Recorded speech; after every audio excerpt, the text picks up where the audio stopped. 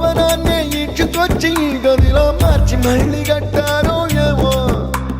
మాయజాలము తెలుసు మంత్రగారడి తెలుసు రెంటి కన్న ఇది ఇంకోటేమో నీలాకాశం నేలాకొస్తే ఇట్టాగే ఉంటాదో ఏమో ఈ సంతోషం